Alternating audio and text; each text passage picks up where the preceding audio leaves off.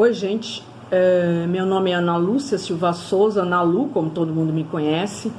Eu sou professora do Instituto de Letras da Universidade Federal da Bahia e estarei com vocês aqui em 5 encontros, fazendo um mini curso cujo título é Letramentos de Resistência, o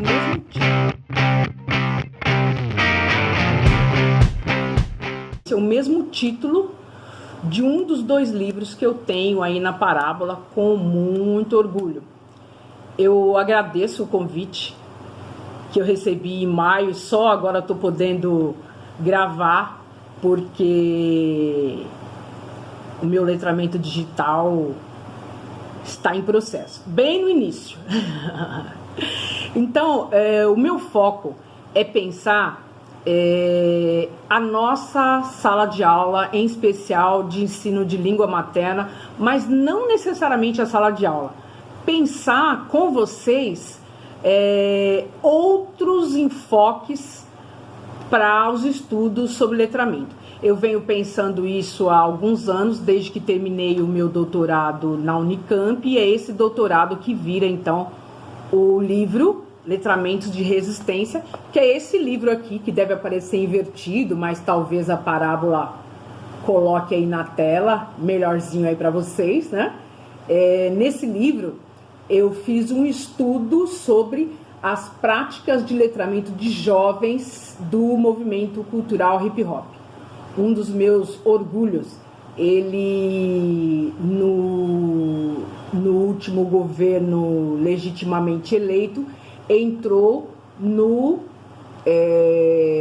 Programa Nacional de Biblioteca Escolar, e hoje ele está em todas as escolas do Brasil, o que permite um diálogo, né, bastante profícuo, bastante rico, bastante desafiador, não só com professoras e professores, mas também com estudantes que se interessam pelo assunto. Bom, o mini curso, ele vai meio que se guiar por cada um dos capítulos que compõem esse livro, né?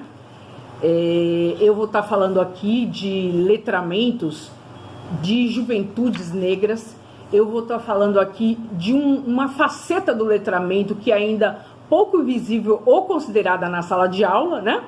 E começo fazendo isso, vou fazer uma colinha aqui, a partir da metodologia de pesquisa. Então, como eu fiz essa pesquisa? Como essa pesquisa se desenvolveu no campo, né? Eu estou na área de linguística aplicada e, evidentemente,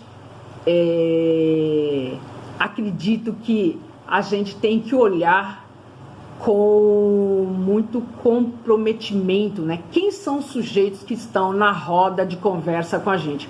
Então, nesse primeiro momento, ao fazer essa indagação, eu também vou pensar na nossa sala de aula. Quem são os sujeitos que estão na nossa sala de aula? Essa foi uma pergunta fundamental para que eu desenvolvesse a pesquisa junto com os jovens do movimento hip hop. E quando eu estou pensando quem são os sujeitos que estão na nossa sala de aula, eu também quero aqui falar com pesquisadoras e pesquisadores. Quem são os sujeitos que estão fazendo parte das nossas pesquisas e como nós os olhamos, como nós os escutamos, como nós nos achegamos a essas identidades que estão em diálogo com a gente. Bom, essa então vai ser a pergunta do nosso próximo encontro, juntamente com uma discussão sobre o próprio conceito de letramentos de resistência. Quando eu estou falando letramentos de resistência, é um REEXI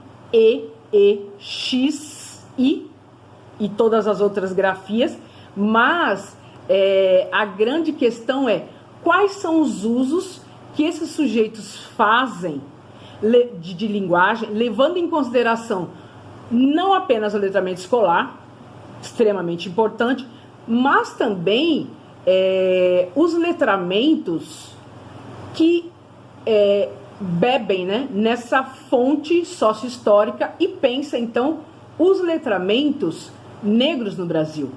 E a pergunta é, então, como as pessoas negras se educaram no Brasil? Quando foi para as pessoas negras, ainda que libertas, e também indígenas e portadores de doenças infecto-contagiosas, frequentar a escola? Bom, essa interdição, ela tem um fundamento histórico. E para a gente hoje compreender as estatísticas, compreender os tantos índices que desfavorecem o estudante negro, principalmente os homens, nós precisamos entender uma parte da história da educação do negro no Brasil. Então, esse também deve ser um assunto do nosso próximo encontro. E no encontro seguinte, eu pretendo então trazer um pouco dessa discussão em torno da cultura hip hop. O que é o hip hop? Quais são os usos de linguagem que são próprios, pertinentes dessa cultura?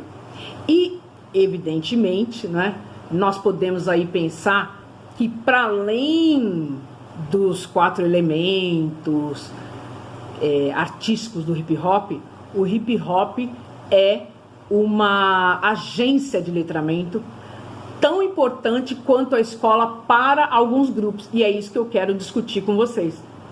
E quero discutir também a entrada da obra dos Racionais MCs no vestibular. Não com tanta profundidade, mas também pensando esse desafio, né, para as escolas e também para os estudantes. E aí nós voltamos àquela primeira indagação. Quem são os estudantes que estão na sua sala de aula? Você pode me dizer, eu não tenho estudantes negros na sua sala de aula. Mas eu vou te dizer, você tem estudantes que estão no Brasil. Portanto, essa discussão sobre relações raciais é extremamente importante, independente de raça, cor. Depois eu quero fazer uma discussão sobre alguns documentos, alguns marcos legais que estão em torno da implementação da Lei 10.639 na escola, né, que modifica a nossa lei maior, a LDB, e que obriga o ensino de história e cultura africana e afro-brasileira na escola. De que forma letramentos de resistência têm uma relação extremamente forte com esses marcos legais. E por fim, eu acho que eu já estou no 4º encontro, né? Eu quero discutir como esses marcos legais, juntamente com as culturas, não somente do hip hop, mas também a cultura dos saraus de periferia, juntamente com os slams de periferia, nos permite pensar, então, uma outra periferia e nos permite pensar as nossas escolas dentro ou fora dessas periferias. Nesse momento, está em jogo aqui a gente repensar o que é importante para que a gente trabalhe para a transformação dessa sociedade, ainda racista, classista, sexista, homofóbica, né? Então eu espero que ao longo desses 5 encontros a gente possa fazer essa discussão e puxar também outros fios, né, que possam nos aproximar de estudos de linguagem que considere raça, que considere racismo, que considere o antirracismo na educação. Então, esse é o estudo, né, que eu tenho feito e tenho tido o prazer de contar com vários outros estudiosos e estudiosas. A gente tem andado pelo Brasil há mais de uma década fazendo essa discussão e dizendo: é preciso olhar outras formas de letrar na sociedade e pensar também outros usos. E, sem dúvida alguma, hoje, quando a gente olha um grande número de pessoas negras, pessoas indígenas nas universidades, já é um resultado, né, já é um saldo importante luta, desse compromisso que tem sido encampado, né, por professoras, por professores, por estudiosos que querem um outro Brasil. Eu acho que essa é uma oportunidade belíssima que a gente tem para discutir. Sem dúvida alguma, será um começo de conversa que eu espero continue por outros canais. Por enquanto, vão ser aqui nesses nossos encontros, né, no minicurso promovido pela Parábola. Obrigada, gente. Até mais. Encontro 2, minicurso Letramentos de Resistência.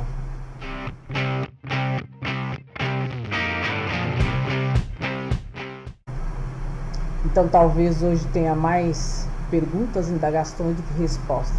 Adoro, até porque isso é bem próprio, né, de quem está na área de estudos de letramento. Não são respostas, são indagações, são possibilidades, enfim. Vocês já ouviram, talvez, o título que eu organizei para essa conversa de hoje? Vocês já ouviram a expressão "você sabe com quem você está falando"? Já ouviram?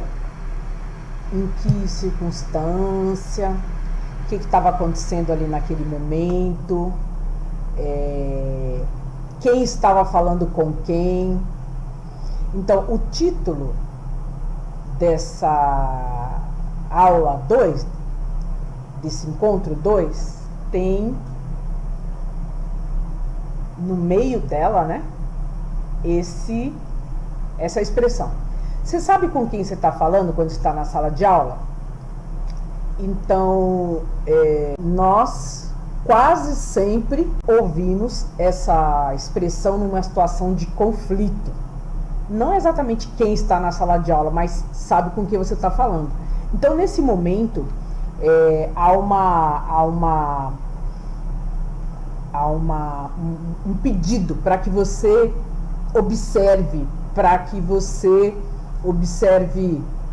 traços, né, ali naquele momento. E esses traços, essas observações, né, classe social, raça, sexualidade, etnia, enfim, elas têm, essa observação, ela tem como chave a hierarquização desses corpos, a hierarquização dessas pessoas que estão ali nessa cena.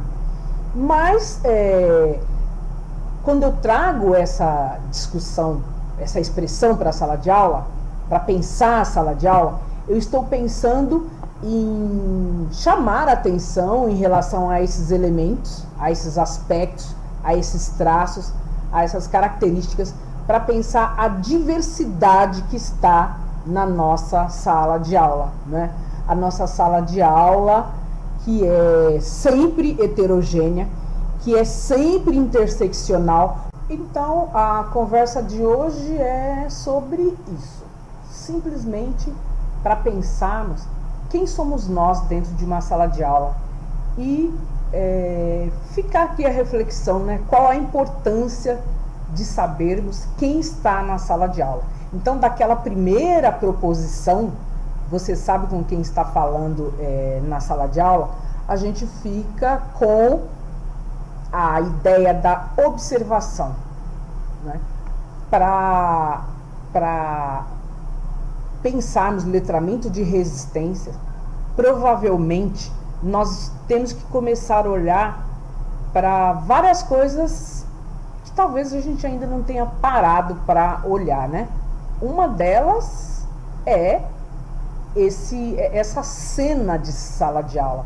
Pensar quais são os corpos, quais são as culturas que transpõem o batente, né, da sala de aula para entrar e conviver ali durante algumas horas.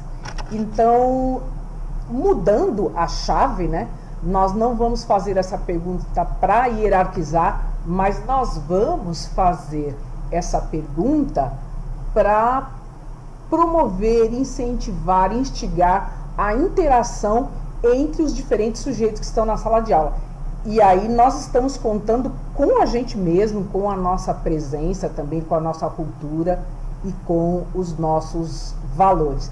Isso pode parecer bastante simples, mas nem sempre nós olhamos com os olhos de ver, né, em sala de aula, como diz Saramago em uma de suas obras. Então a ideia hoje é a gente, considerando que a sala de aula é sempre heterogênea, que ela é sempre interseccional, né? Vamos pensar, onde sentam as pessoas que estão na sala de aula? Onde sentam os meninos, as meninas brancas, as meninas negras, os meninos negros, os meninos brancos, as pessoas que parecem ter melhores condições de vida? Onde sentam as pessoas mais falantes? Onde sentam as pessoas que a gente considera estudantes, né, mais ou menos participativos na sala de aula? E onde é que a gente fica na sala de aula? E como nós ficamos em sala de aula? São ainda questões. Mas se nós pensarmos no conceito de letramento, não é?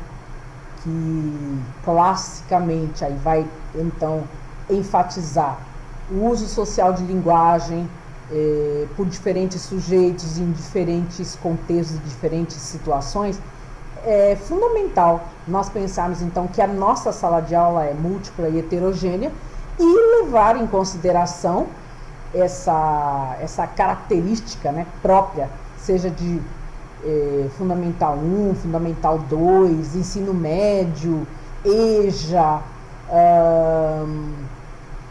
nível superior, e não necessariamente na área de ensino de língua portuguesa ou inglesa, mas toda a sala de aula. Então, como a gente considera essas diferenças como algo positivo, tenso, denso, complexo, na hora de selecionar os materiais para fazer o nosso plano, nosso planejamento, para fazer uma aula só que seja.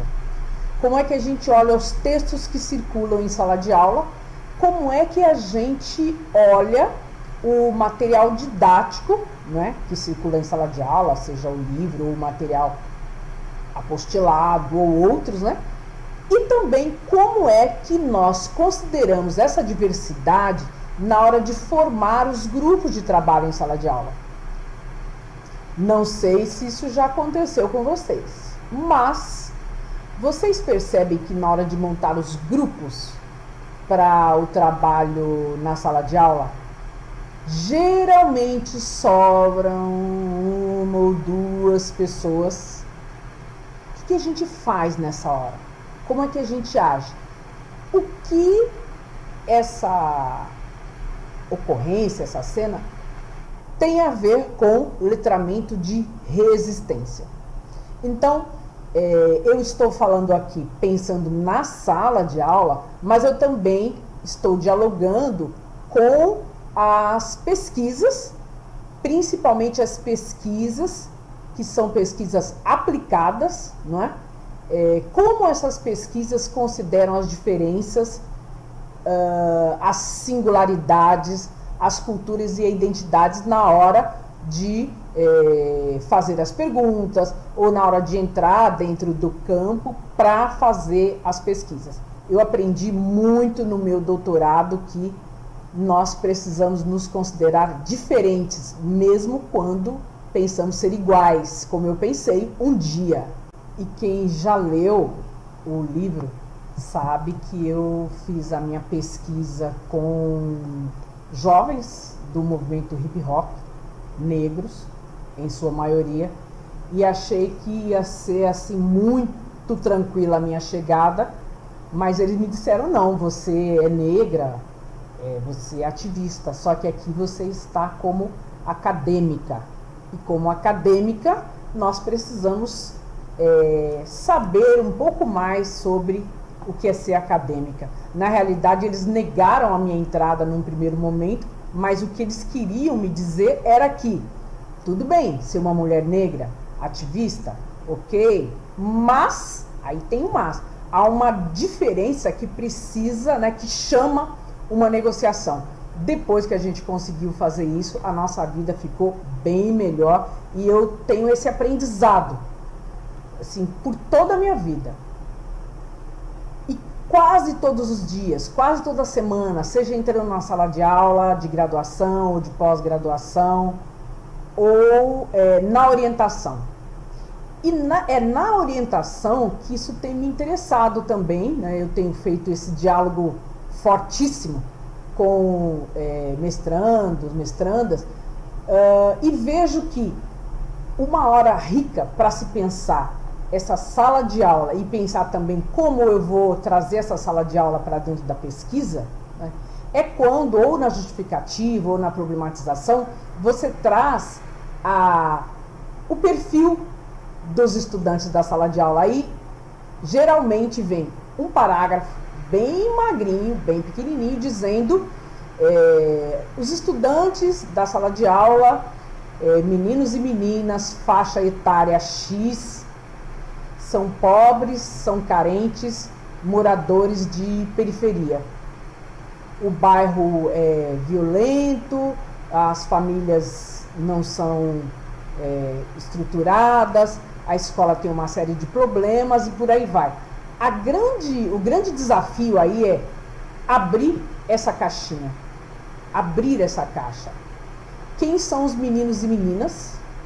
Onde eles moram? O que eles comem? Quem são as pessoas que formam o núcleo familiar, né, desses estudantes? Qual a religiosidade?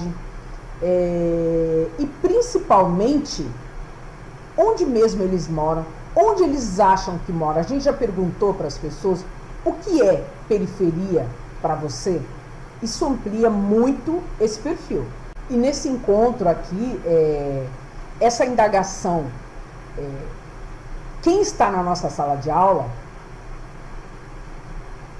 é uma indagação que, pensada junto ao Conselho de Letramento de Resistência, também tem uma intenção de que essas pessoas permaneçam na sala de aula, sentindo essa sala de aula como a sala de aula delas, como a sala de aula que busca considerar as suas culturas e as suas identidades. E quando eu estou dizendo isso para vocês, eu estou pensando numa aula presencial ou nesse novo momento que a gente entra agora, né, com as aulas remotas ou as aulas à distância, enfim, sei lá que arranjo nós vamos fazer, e são diferentes arranjos.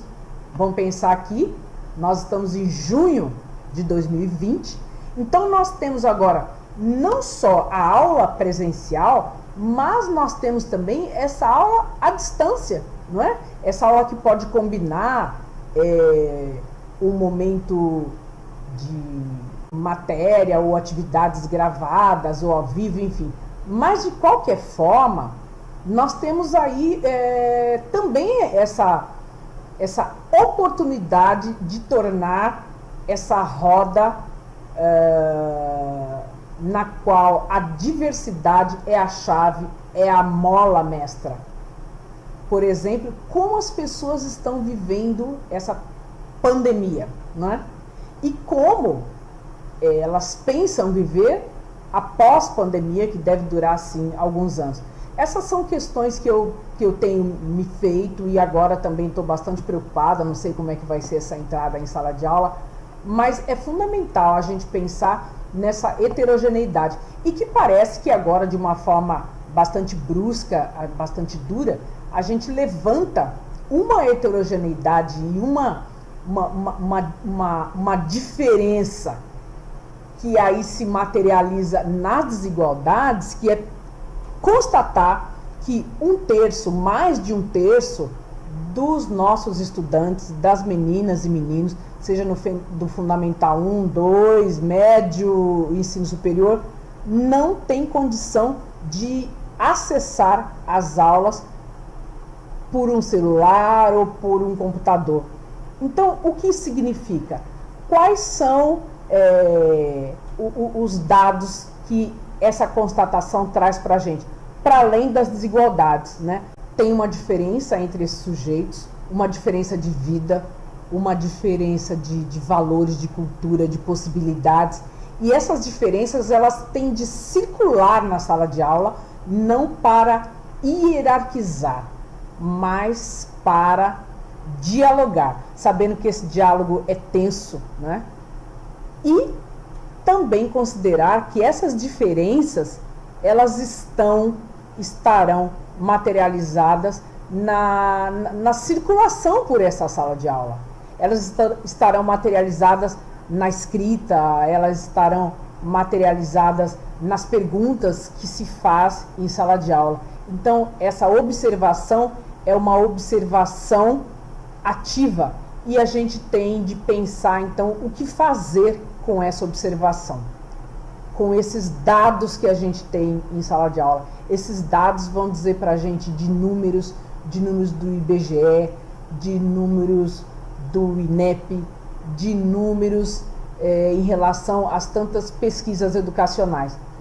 Uma tarefa gigante, não só para o professor, para a unidade escolar, para o sistema educacional, para as políticas públicas. Então, quando eu pensei em letramentos de resistência, não é pensar também que nós vamos ser heróis e heroínas e resolver questões. Eu acho que pensar letramento de resistência é também indagar o nosso fazer político, o nosso tempo político. Ele é, sobretudo, pensar as políticas educacionais, mas também pensar esse miudinho, né, essas revoluções cotidianas, essas micro-revoluções, e que para alguns grupos essas micro-revoluções se tornam fundamentais para que essas diferenças não hierarquizem, para que essas diferenças não os coloquem para fora. Então, é um pouco essa discussão que eu quero fazer no próximo encontro, que é na próxima quarta-feira. E aí eu quero deixar uma tarefa de casa: assistam ao filme Menino 23, Infâncias Perdidas. Bate a mão ali no Google, vocês vão achar no YouTube. Menino 23, Infâncias Perdidas, e eu espero vocês no próximo encontro. A gente começa a discutir a partir daí, ok? Até lá, gente. Um abraço. Minha fala é a linguagem e a leitura é toda sua. Será que você não viu? Não entendeu o meu toque? No coração da América eu sou jazz, sou rock, Encontro 3 do minicurso Letramentos de Resistência. No encontro anterior, eu recomendei que vocês assistissem ao filme Menino 23, Infâncias Perdidas no Brasil, porque para mim o enredo, né, desse filme, ele pode ser, para mim ele está sendo, a ponte entre o encontro anterior, que tinha como título Usos Sociais de Linguagem, você sabe com quem você está falando na sala de aula, e o encontro de hoje, que é Juventudes Negras, Respirar e Batalhar por Ideias de Espaço e Poder. Não sei se vocês assistiram, se não assistiram, eu vou ler aqui a sinopse do filme e assistam assim que vocês puderem, porque é um filme maravilhoso para pensar na vida. Então eu vou ler.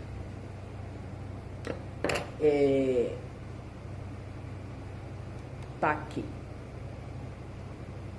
Em 1988, o historiador Sidney Aguilar ensinava sobre nazismo alemão para uma turma de ensino médio, quando uma aluna mencionou que havia centenas de tijolos na fazenda de sua família estampados com a suástica, o símbolo nazista.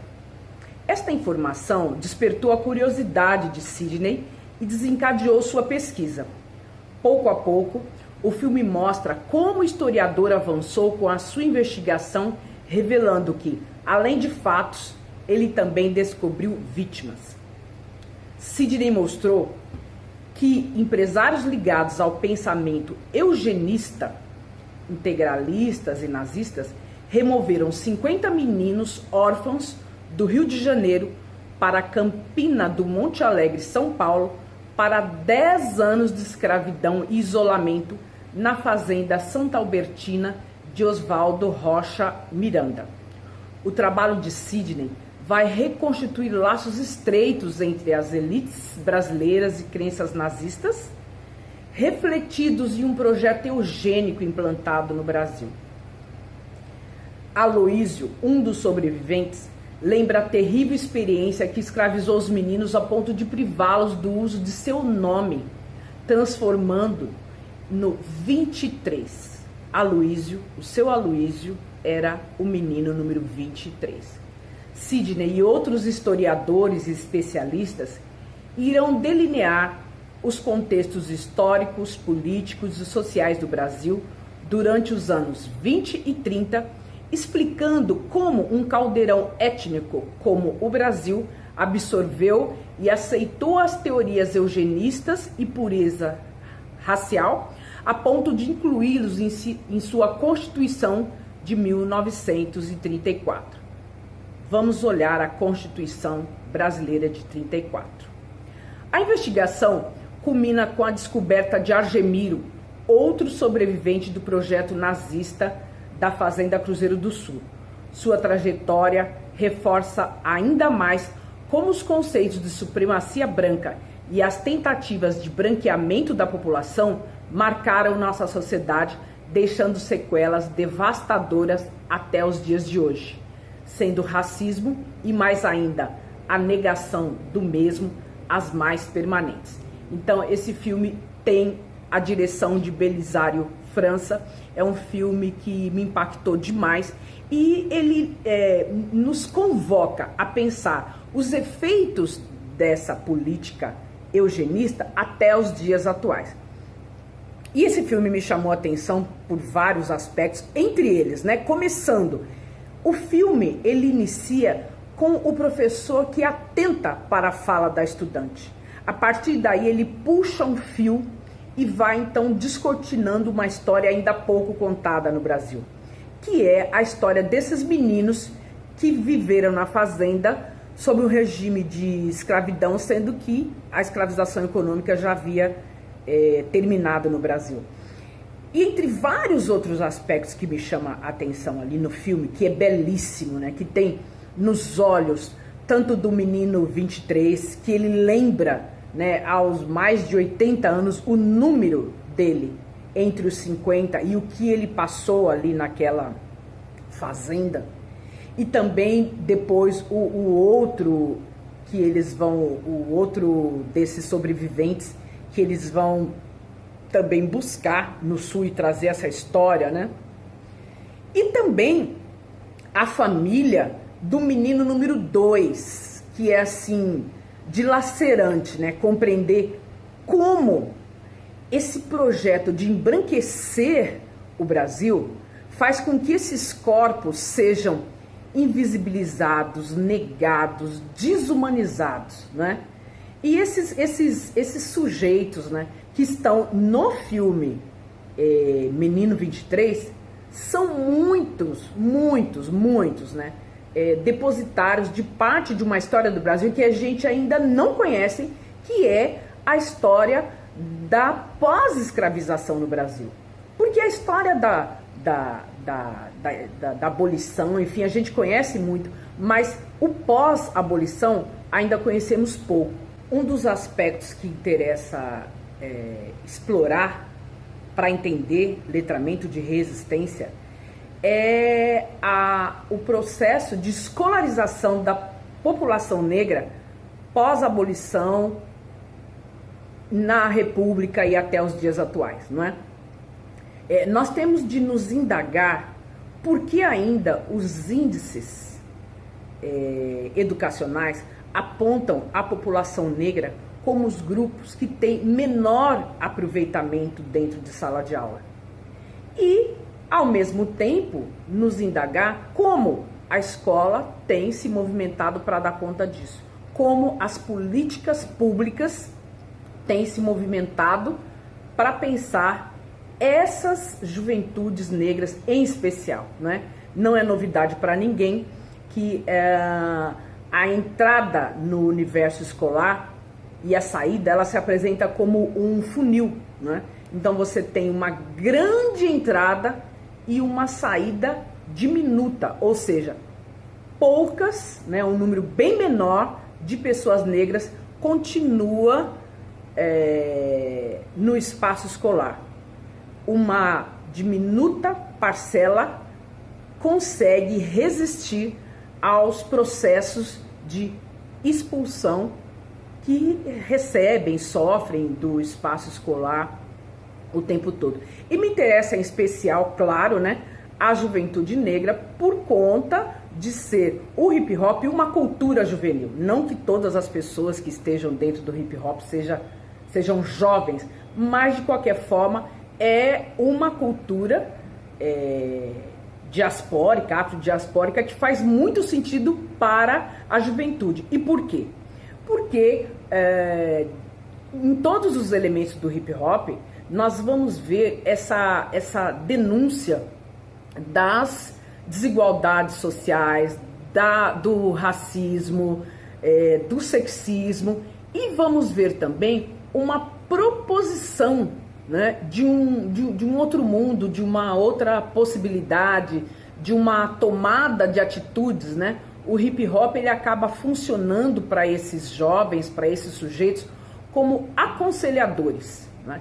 Ele funciona como uma lupa para que esses jovens olhem o mundo e consigam entender os efeitos do racismo na sociedade atual. E aí, aqui eu não vou fazer discussões de conceitos, se racismo individual, racismo institucional, racismo estrutural, até porque vocês devem estar acompanhando muitíssimo essas discussões que estão agora em pauta, mais ainda em pauta, né, na forma de hashtags ou não hashtags, mas essas hashtags Vidas Negras Importam, elas têm de ir para além desse gesto de marcar ou se marcar em conversas e mais. Nós temos de nos pensar como antirracistas. Nós temos de pensar as nossas práticas antirracistas, que evidentemente passam pela linguagem. Não, essa linguagem que constitui os sujeitos nas interações, né, que nos constitui identitariamente. E nesse sentido, a gente pode trazer agora a música Alegria da Cidade, da Margareth Menezes. Não vou cantar porque eu não sei cantar, mas ela diz o seguinte: minha pele é linguagem e a leitura é toda sua. Será que você não viu? Não entendeu o meu toque? No coração da América, eu sou o jazz, eu sou o rock. E aí eu estou acrescentando aqui, eu sou o hip hop, né?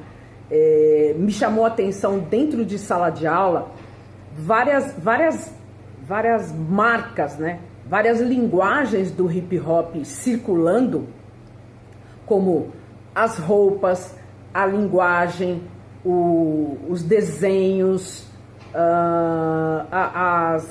os trechos de rap que vinham nas escritas, e principalmente as discussões que esses jovens traziam na sala de aula, nesse ano em que eu resolvi olhar essa sala de aula com muito mais cuidado, né, com os olhos abertos. E foi isso que me levou a estudar, então, o hip hop como uma agência de letramento, e foi isso que me levou ao doutorado e que me levou a trazer esse conceito de letramento de resistência, que na realidade foi gestado em meio, né, a esse trabalho quase no final.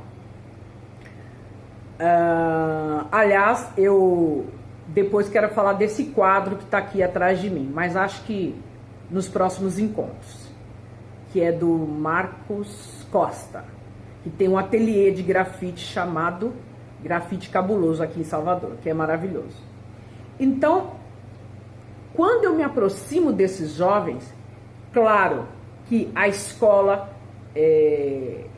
continua a ter um papel extremamente importante na vida do sujeito, isso ninguém nega, mas eu passo a compreender também esses sujeitos como agentes de letramento que também trazem conhecimentos para dentro da escola. E não só conhecimentos em termos de conteúdo, mas também conhecimentos em termos do modo de fazer, conhecimentos em termos de uma visão de mundo. Porque pensar resistência é pensar uma visão de mundo.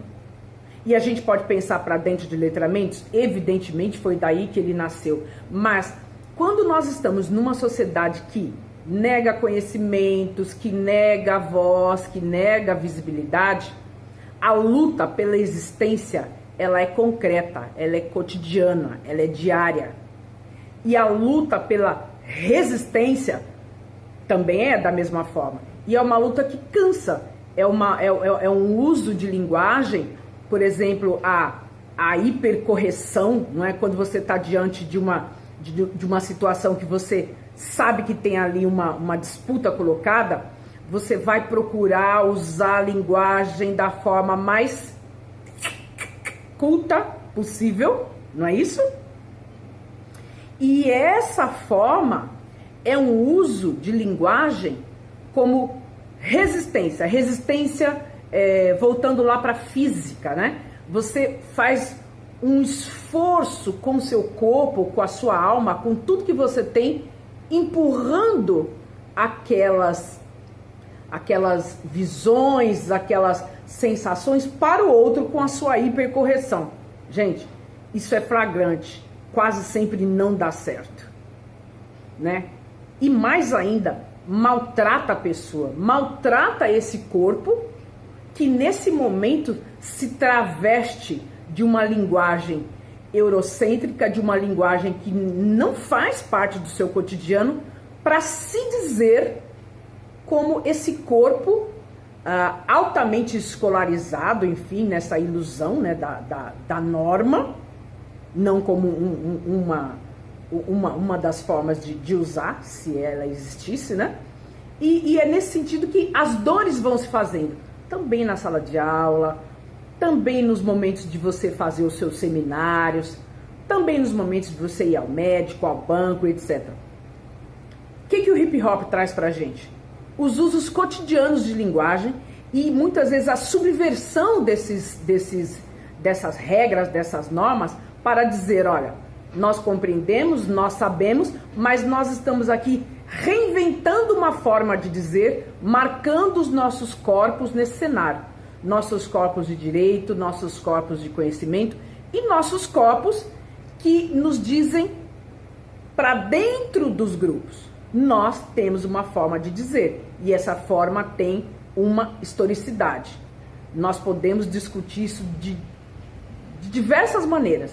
E eu trouxe várias dessas referências sintetizando nos letramentos de resistência. E então eu leio um trecho do livro Letramento de Resistência, uma das definições, né, que eu trago. Então, letramentos de resistência, aqui será a reinvenção de práticas que os ativistas realizam, reportando-se às matrizes e aos rastros de uma história ainda pouco contada, nos quais os usos sociais de linguagem comportam uma história de disputa pela educação escolarizada ou não por parte da população negra. Então, para os rappers, a educação e a posse da palavra são marcadas pelo esforço de reconhecimento de si, desafiando de diferentes maneiras e em diferentes formatos a sujeição oficialmente imposta, ainda materializada no racismo, nos preconceitos, nas discriminações. E nós temos de pensar também na interseccionalidade. Esse racismo, ele não é isolado, né? Nós temos de pensar na questão de classe, nós temos de pensar no sexismo, na homofobia, em todas essas grandes questões que vão afogando as pessoas em sala de aula, que vão silenciando as pessoas em sala de aula e que acabam se tornando a expulsão desses sujeitos dos espaços formais de letramento. Educação é direito, então nós queremos. Em grande parte, esses corpos silenciados em sala de aula, esses corpos invisibilizados, são corpos que estão tentando respirar. Tentando respirar. E tentando batalhar por espaços de poder. Poder simplesmente estar numa sala de aula e se ver reconhecido nas imagens, nos textos, nos livros didáticos. E isso também é formativo, porque muitas vezes essa conversa nem é convocada num primeiro momento. Isso também exige uma reeducação, né? Exige uma reeducação e o professor, a professora, o pesquisador, enfim, que se aventurar a assumir, né, resistência como um conceito produtivo, tem de entendê-lo como um projeto de vida, um projeto constante, uma forma de ver o mundo, né? E nessa forma de ver o mundo, a historicidade dos povos é fundamental. Por isso é fundamental a gente pensar como o filme Menino 23 nos informa, né? Nos fornece uma lupa para olhar as questões que estão na nossa frente, muitas vezes a gente não enxerga, não é? Como olhar a sala de aula e nos olhar, né, nessas interações também permite ali micropistas que nos conduz a, aos poucos, reformular, negar, buscar concepções de linguagem que sirvam para os territórios nos quais nós atuamos e também nos repensar, não é? Quais são esses corpos que estão no diálogo intenso e tenso dentro da sala de aula, dentro dos grupos de pesquisa, em todos os lugares, enfim, pelos quais a gente circula. Eu acho que esse é mais uma indagação. Eu não prometi aqui resposta alguma, porque eu também não tenho, estou na batalha por elas. Estou na batalha por também respirar, não é? E no próximo encontro, então, nós continuamos a discussão. E eu quero indicar mais uma leitura muito importante para a gente continuar as nossas conversas, que esse documento aqui. Então, nós temos esse documento, é um documento que está em qualquer site, né? O documento é As Diretrizes Curriculares Nacionais para a Educação das Relações Raciais e para o Ensino de Cultura, para o ensino de História e Cultura Afro-Brasileira e Africana. As diretrizes curriculares, elas foram sancionadas em 2004, né, sancionadas pelo Conselho Nacional de Educação, após o sancionamento da Lei 10.639, que modifica a nossa lei maior da educação ainda vigente. Modifica o artigo 29A e o artigo 79B. O artigo 26A, ela traz nos estabelecimentos de ensino fundamental, médio, oficiais e particulares, ela torna obrigatório o ensino sobre história e cultura afro-brasileira. E também ela trata do artigo 79B, que inclui no calendário escolar o dia 20 de novembro como o Dia Nacional da Consciência Negra. Esses dois artigos tem a modificação por conta da Lei 10.639, que não caiu, não foi revogada. A Lei 11.645/08 também incide sobre o artigo 26A e traz a obrigatoriedade do ensino de história e cultura indígena no Brasil. Então vocês veem que nós da linguagem não estamos fora da questão indígena, fora da questão negra, nós não estamos fora de discutir as diferenças, a diversidade, a heterogeneidade que está na nossa sala de aula.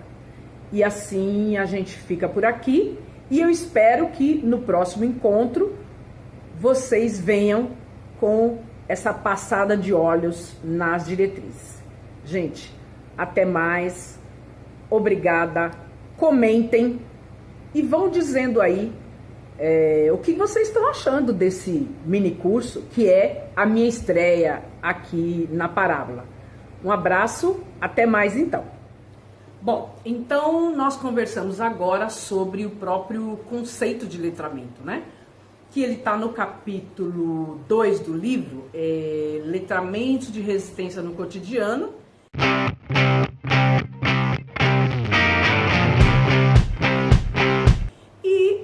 Ainda chamo para necessidade de pensar sempre alguns conceitos antirracistas, né? Para dar conta da complexidade de entender esses letramentos como reinvenções de um cotidiano. Se a gente está pensando esse cotidiano, é esse cotidiano nosso, é esse cotidiano ainda racista, sexista, enfim. E o que é pensar isso dentro da escola? Bom, vamos lá. Circula por aí, desde que eu terminei esse doutorado, né? Então, esse conceito, letramento de resistência, então, como invenções de práticas, né, de uso de linguagem que os sujeitos fazem ao remeter a um conhecimento de uma história ainda pouco contada. E aí, no caso, ao trabalhar com o hip hop, eu trouxe a história da educação e da luta da população negra no Brasil. Esses sujeitos também têm de se remeter ao letramento escolar, né? A esse letramento organizado dentro dos espaços escolares.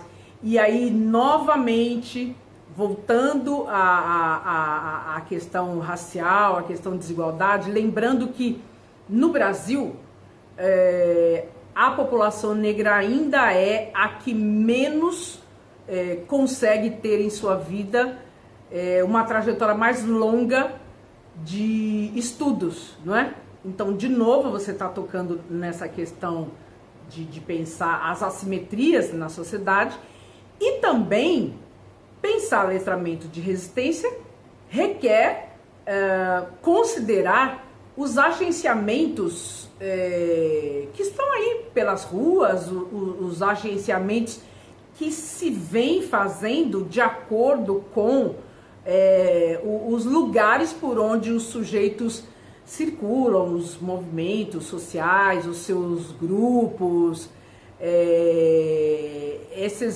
vamos dizer, essas leituras que a gente faz, às vezes, até sem querer, né? Mas que são importantes e elas são feitas em espaços como os espaços de cultura hip hop, não é? Então, pensar letramento de resistência nunca, jamais vai dispensar tratar o letramento escolar como algo extremamente positivo, mas que sem dúvida alguma precisa mudar, mas ele é positivo. A escola ainda é um lugar importante de letramento para a gente, mas é também pensar que não somente na escola nós aprendemos e que a escola também precisa aprender com essas outras agências de letramento que estão nas nossas vidas. E, portanto, quando o sujeito entra numa sala de aula, ele entra também com os letramentos desses outros lugares, né? Dessas outras agências de letramento. E por isso é complexo, porque a gente precisa, então, entrar em algumas histórias. E essa história, em especial da educação da população negra no Brasil, foi extremamente importante para eu chegar nesse conceito, e é isso que eu quero marcar aqui para vocês, né? Quais foram as minhas bases conceituais e as minhas referências para chegar em letramento de resistência? Eu vou ler aqui para vocês um trecho do livro onde eu falo dessas perspectivas. Então, as minhas perspectivas teóricas foram os postulados advindos dos novos estudos sobre letramento múltiplos e heterogêneos, cujas premissas atribuem importância sociocultural das práticas de uso de linguagem. Foi muito importante, eu diria quase definidor para mim, né, desse caminho, a perspectiva histórica, que trata dos aspectos relacionados à educação da população negra no Brasil. E essa história da população negra no Brasil, ela ainda é quase desconhecida, mas a gente já tem na área de educação muitos estudiosos que mostram pra gente as diferenças de percurso de inserção no universo letrado entre as populações negras, brancas, pobres, ricas, etc. E parece que o mundo se abriu de par em par para mim quando eu descobri a possibilidade de estabelecer esse diálogo entre os novos estudos de letramento e a história da educação da população negra no Brasil. Além disso, foi especialmente importante para mim a leitura, o entendimento da Lei 10.639, bem como as diretrizes, né, que foram publicadas em 2004 e que ajuda a gente a conhecer as alterações, né, as implicações das alterações na nossa LDB. E foi também importantíssimo para mim as contribuições dos estudos culturais, especialmente para adensar a discussão de cultura e identidade negra. Foi muito importante, uma vez que eu estou trabalhando com essa noção de que as identidades não são fixas, mas elas são construídas e reconstruídas de acordo com os nossos percursos, nossas trajetórias de letramento também.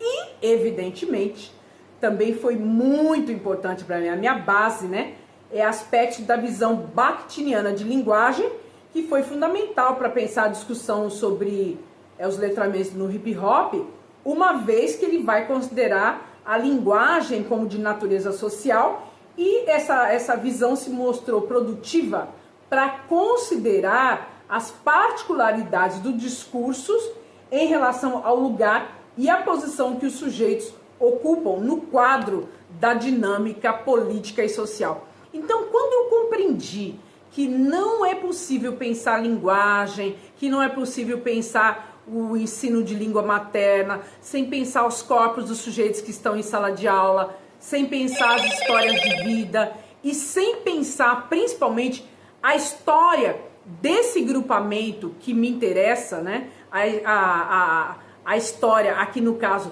da educação da população negra no Brasil, enquanto eu não consegui fazer essa amarração nessa teoria e trazer essa amarração para os dados que eu já tinha do campo, para uma parte da pesquisa etnográfica que eu já havia feito, eu não consegui avançar, eu não consegui me sentindo fazer pesquisa nesses moldes que eu fiz, não é? E também hoje eu continuo, claro que ampliando aí por alguns outros campos teóricos, mas eles são importantes para mim até hoje, né? Então vamos pensar como isso reverbera no letramento de resistência. Uma das coisas que chamou muita atenção no meu estudo e que chama ainda atenção na escola, de modo geral, e isso eu acho que em todos os níveis, eu acho, é quando você tem pessoas negras em sala de aula que se sobressaem muito nas aulas, nos trabalhos que apresentam, nos seminários, nas notas, enfim. me digam se isso não é verdade. Geralmente até é motivo de comentários, né? A pessoa acaba se destacando em sala de aula, por quê? Porque tem um aproveitamento que por vezes surpreende o docente, surpreende a coordenação, enfim. E essa surpresa, ela dialoga com os índices educacionais. Então, quase todos os índices vão mostrar para a gente que esses aproveitamentos, não é? Esse destaque. E isso nos leva a indagar por quê?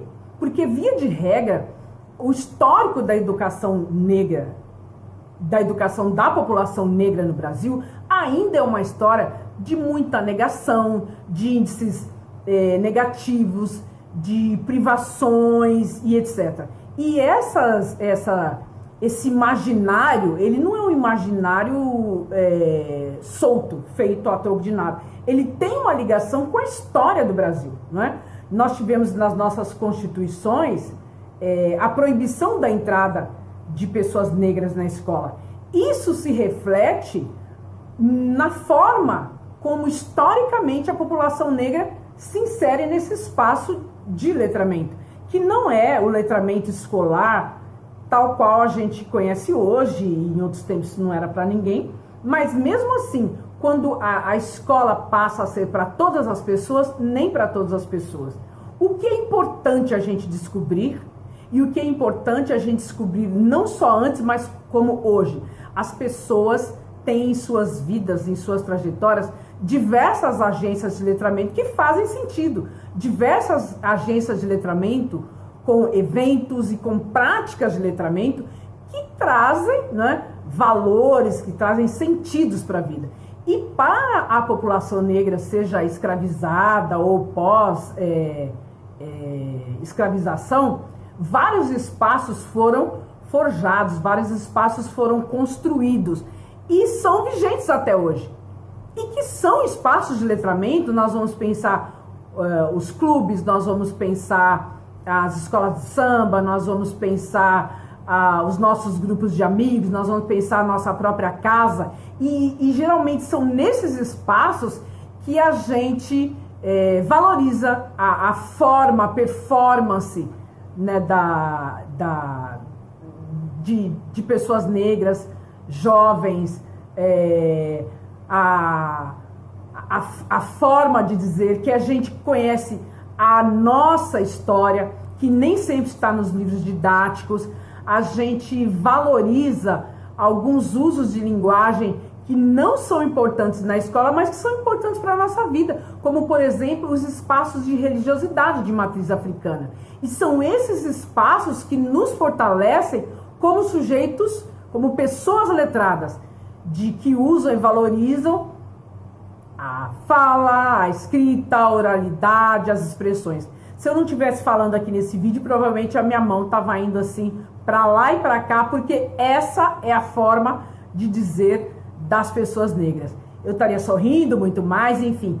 Então, se a escola desconhece, desvaloriza essas formas de uso de linguagem, deixa de fora uma parcela, vamos dizer, um fragmento importante, né, das identidades das pessoas que estão em sala de aula. E isso, para algumas pessoas, é mortal. Então, às vezes, a escola oferece o que não faz sentido para mim, não dialoga com o que está dentro da minha vida, que é muito importante, mas que eu só posso viver fora da escola. Por isso que o hip hop, que está dentro da escola, é tão importante, né, quanto outras formas de musicalidade diaspórica, que às vezes o professor, a professora não enxerga, mas os estudantes enxergam e faz, né, da escola também esse espaço de usos de outros letramentos, né? Outras agências entram para dentro da escola. E agora, voltando aqui para a leitura, né? Esses letramentos, que eu chamo de letramentos de resistência, são singulares, porque eles dizem de formas revolucionárias de uso de linguagem que não os usos escolares. Para que você usa a linguagem? para fazer prova, para responder, para passar de ano, para obter conhecimento, enfim. Mas fora da escola, essa listagem de usos, ela é muito mais ampla. E esses sujeitos se empoderam, esses sujeitos se fazem mais presentes para si mesmo com essas práticas, e a escola perde ao não conhecê-las. E eu leio então agora algo que eu escrevi aqui nesse livro, que eu gosto muito, que é pensar como a escola pode dialogar com essas singularidades dos letramentos de resistência.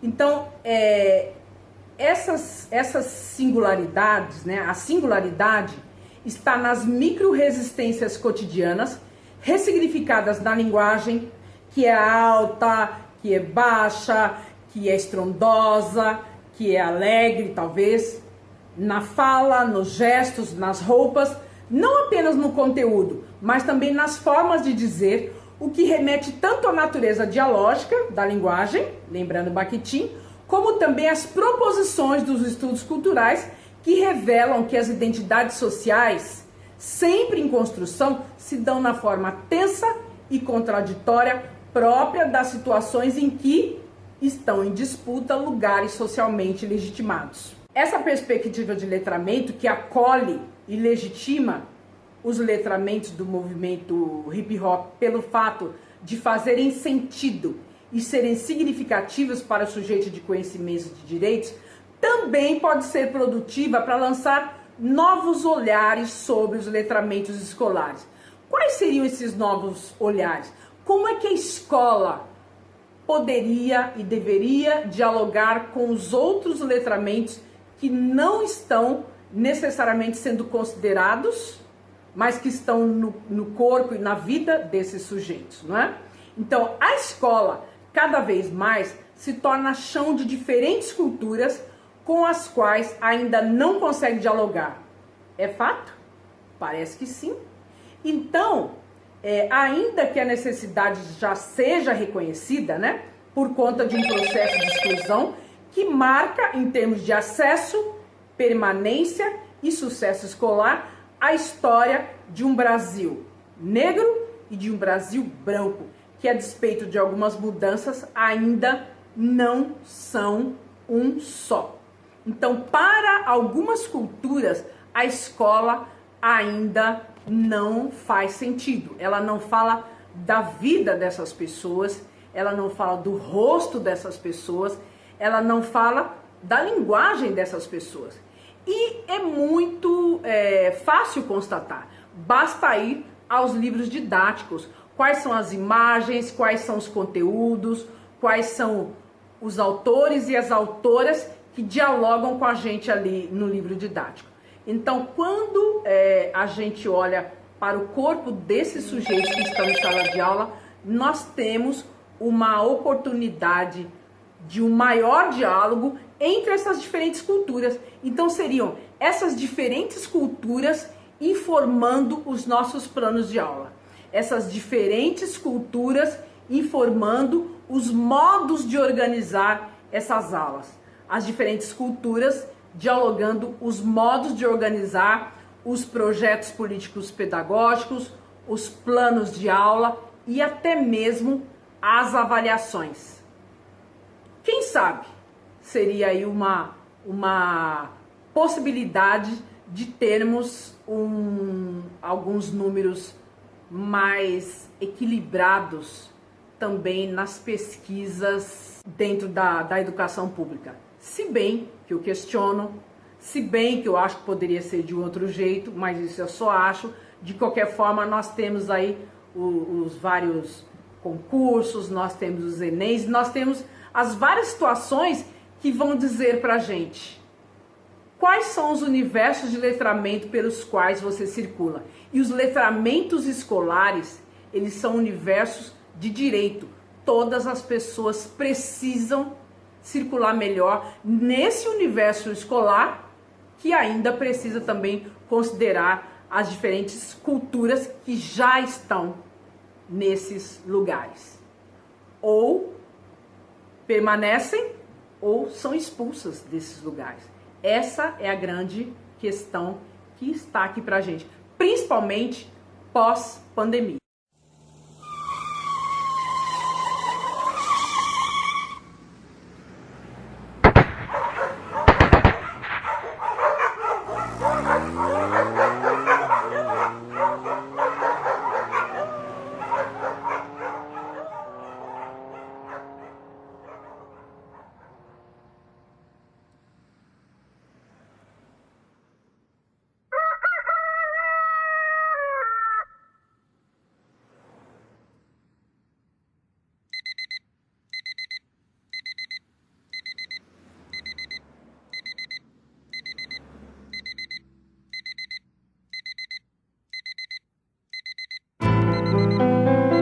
Benção, mãe. Estamos iniciando nossas transmissões. Essa é a sua rádio Êxodos. Hey, hey. Vamos acordar, porque o sol não espera. Demorou, vamos acordar. O tempo não cansa. Ontem à noite você pediu uma oportunidade, mais uma chance. Como Deus é bom, né não, nego? Olha aí, mais um dia todo seu. Que céu azul louco, hein? Vamos acordar. Agora vem com a sua cara. Só mais você nessa guerra. A preguiça é inimiga da vitória. O fraco não tem espaço e o covarde morre sem tentar. Não vou te enganar, o bagulho tá doido. Ninguém confia em ninguém, nem em você. E os inimigos vêm de graça. É a selva de pedra, eles magos humildes demais. Você é do tamanho do seu sonho. Faz o certo, faz a sua. Vamos acordar. Cabeça erguida, olhar sincero. Tá com medo de quê? Nunca foi fácil. Junta os seus pedaços e desce pra arena. Mas lembre-se, aconteça o que aconteça, nada como um dia após o outro dia. Bem, hoje nós estamos então em mais um encontro do mini curso Letramento de Hip Hop. Esse é o penúltimo encontro e o título é Como Pensar o Hip Hop e outras culturas e produções afrodiaspóricas como agências de letramento.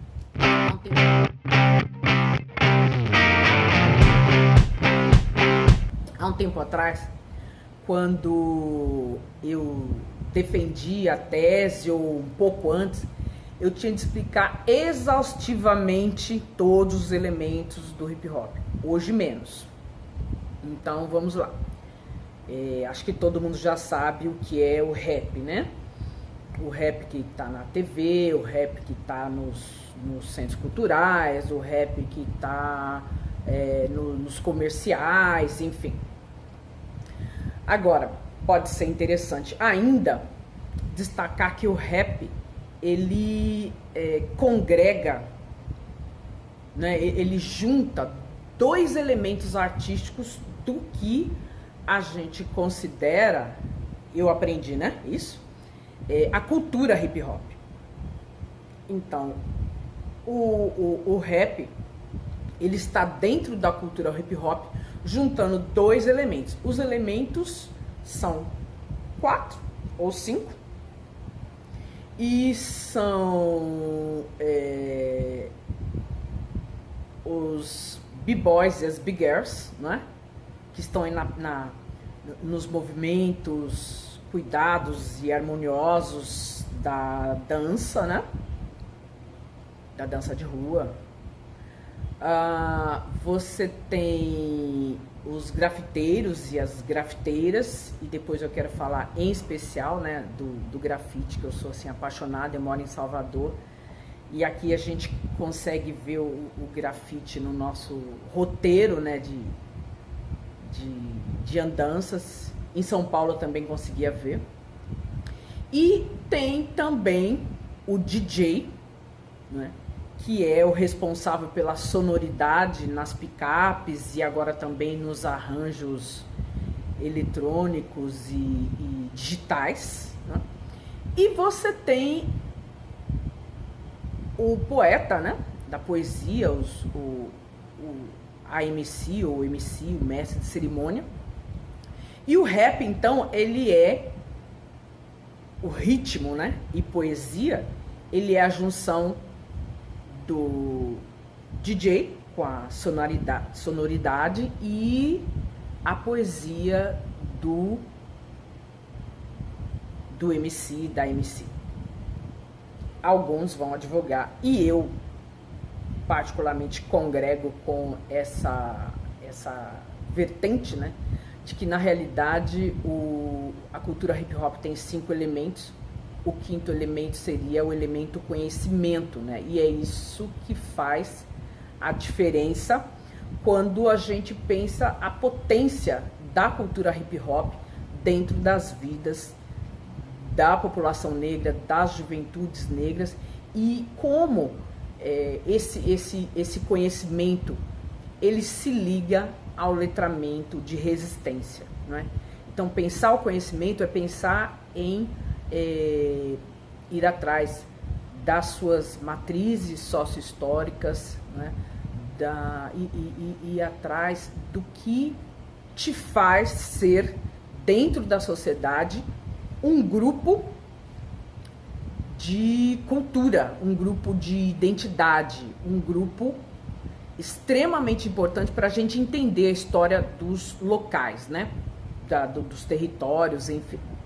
Bem, mas se hoje, né, atualmente, o hip hop é conhecido por essa junção de elementos, vale destacar que nem sempre foi assim, não é?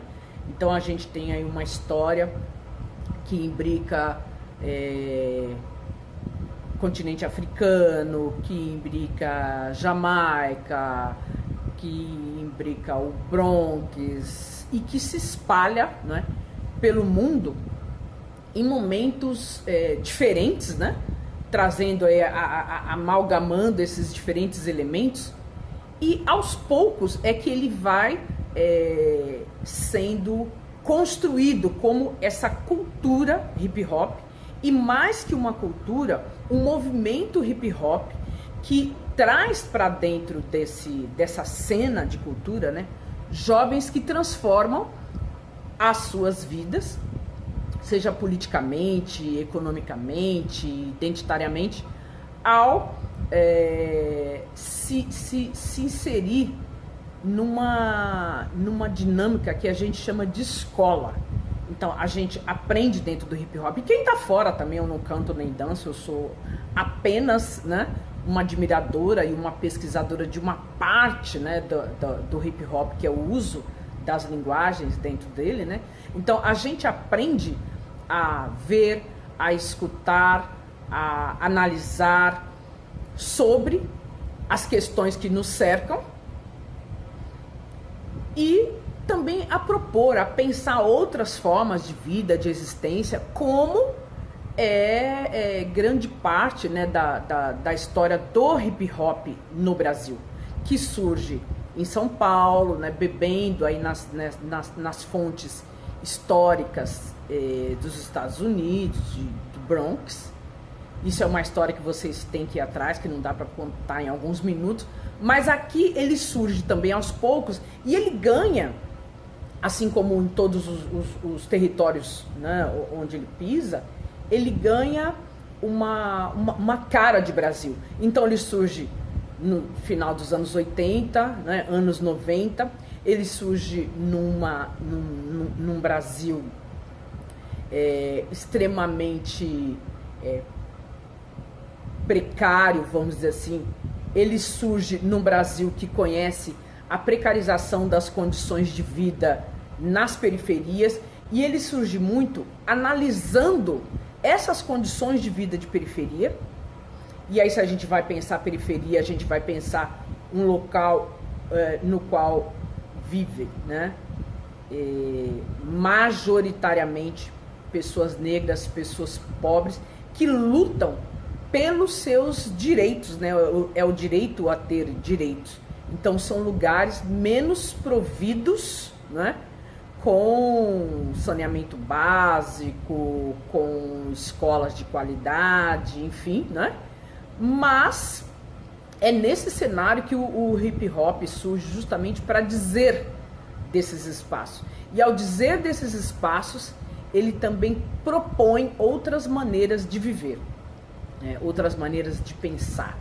Ele propõe outros verbetes para essa circulação dentro desses espaços. E claro, aqui ninguém está idealizando o hip hop, dizendo que ele é sempre esse hip hop de vertente política, de vertente educacional, mas é esse hip hop que está representado, né, por esses 4 elementos. Um deles, o grafite, né? O grafite que ele é sempre exuberante, ele é sempre bonito, ele é sempre contestador e nos faz pensar, como o grafite que está aqui na minha parede, que me alegra todos os dias, o grafite de Marcos Costa, que tem um ateliê aqui em Salvador, no Pelourinho, chamado Grafite Cabuloso. É maravilhoso ver como essa inserção no hip hop transforma a vida das pessoas, transforma o nosso olhar sobre a realidade. Então, tanto quanto a escola, o letramento escolar, esse letramento afrodiaspórico nos ensina, não é?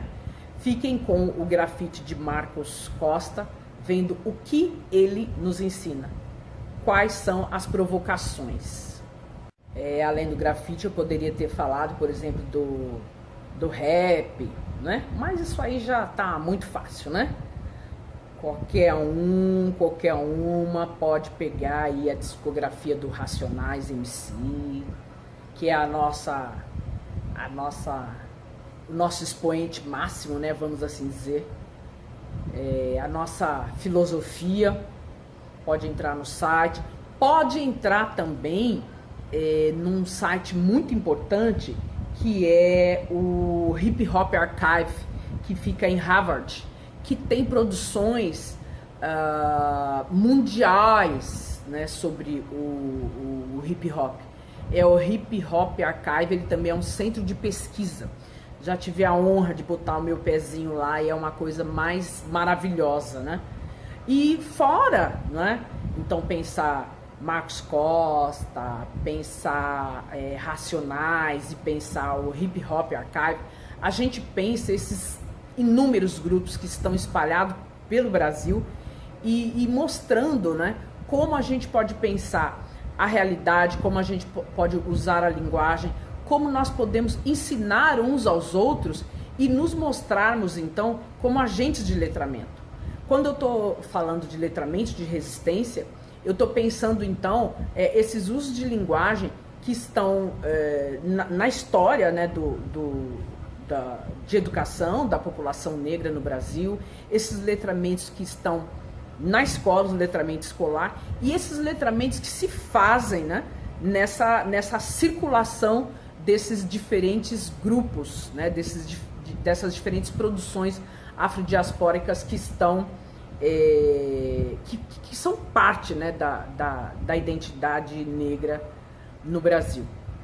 E aí, claro, não estou falando só de homens, mas estou falando hoje, né, de uma produção hip hop que tem as mulheres, que tem travestis, que tem trans, que tem todos esses grupos, né, classificados como socialmente minorizados, trazendo a sua vida, trazendo a nossa vida para dentro desse espaço de aprender, né? Para mim, até hoje, o hip hop é um espaço não só de aprender a dizer, mas é também um espaço de aprender a ser. Ele traz uma cultura colaborativa, ele traz esse pensar as margens, né? Pensar as periferias que de tão juntas e de tantas que são, também nos instiga a pensar quem é o centro, afinal, né? Então, se sociologicamente o centro são os espaços providos de todos os equipamentos públicos, de todos os direitos, as periferias estão dizendo para a gente que nós podemos também deslocar esse olhar e pensar na vida das pessoas quais são as centralidades importantes. Então eu creio que se aprende todos os dias, né, com esse hip hop e outras culturas afrodiaspóricas, né, como a capoeira, como o samba, como o candomblé, enfim, que é cultura, que é religiosidade e é cultura também, porque nos informa sobre outras possibilidades, né, de olhar a vida. E aí a gente sai desse lugar só, aspas, né, da cultura, para pensar como essas agências nos instigam e nos obrigam a pensar também em outros aspectos como currículo, em outros aspectos como convivência, em outros aspectos como relações raciais. Isso é pensar agências de letramento, não é? Então, esses sujeitos, esses corpos que circulam nessas culturas, nos levam a pensar, então, o que aprender, com quem aprender e para que aprender. Que eu acho que é uma das centralidades ao se pensar agências como modos de agir no cotidiano. Então, eu creio que a gente continua um pouco mais essa discussão no nosso último encontro e eu espero que vocês visitem o Hip Hop Archive e que vocês pesquisem sobre Marcos Costa e Ateliê Grafite Cabuloso aqui em Salvador. Bem, então, continuando e finalizando, né, a nossa conversa, eu creio que do primeiro encontro até esse, né, esse aqui que tem o título de Resistência, Linguagem e Constituição de Agentes de Letramento,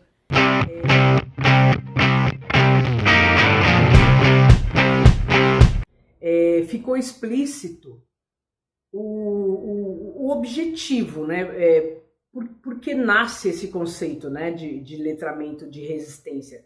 Por que resistência, não é? Então nós estamos esse tempo todo aqui dialogando e o foco está em pensar esses sujeitos, essas corporeidades, essas identidades e essas culturas que são historicamente silenciadas dentro da nossa sociedade. E nesse sentido, então, a escola caberia essa tarefa fundamental de fazer com que essas culturas, né, circulassem em sala de aula, colocando em evidência os letramentos, e não só o letramento escolar. Então aqui nós estamos também, acho que já pensando juntos, né? Não se trata de pensar letramento escolar versus outros letramentos. Trata de pensar os letramentos que estão na sociedade, que estão na vida das pessoas. E aí é esse movimento de trazer, então, para dentro da escola essas vozes até então silenciadas ou negadas, que vai fazer desses sujeitos os protagonistas também, né, nesse espaço de letramento. Então, se o professor, a professora é agente de letramento escolar, né, e esses sujeitos são agentes de letramento em suas comunidades, e aí nós estamos pensando jovens do hip hop, nós estamos pensando também os outros agentes, né, com os quais as crianças se deparam na sua vida, no seu cotidiano, na sua trajetória, né? Então, a grande sacada seria juntar, né, nesse projeto de aprendizagem os agentes de letramento, as agentes de letramento, né? E essa seria, na realidade, uma tarefa, mas uma tarefa com um grande ganho, porque nós teríamos a possibilidade de colocar em circulação o que se pensa de uma pedagogia culturalmente sensível, se pensa de um comprometimento com os sujeitos que estão em sala de aula, enfim. Essa é a proposta de pensar, então, o letramento de resistência, que se propõe a trazer a historicidade para dentro de sala de aula. E quando a gente traz a historicidade, nós estamos pensando nesse cotidiano, ora mais simpático, ora menos simpático, ora mais tenso, não é? Ora menos tenso, mas sempre com as contradições. E pensar essas contradições, né? Pensar em como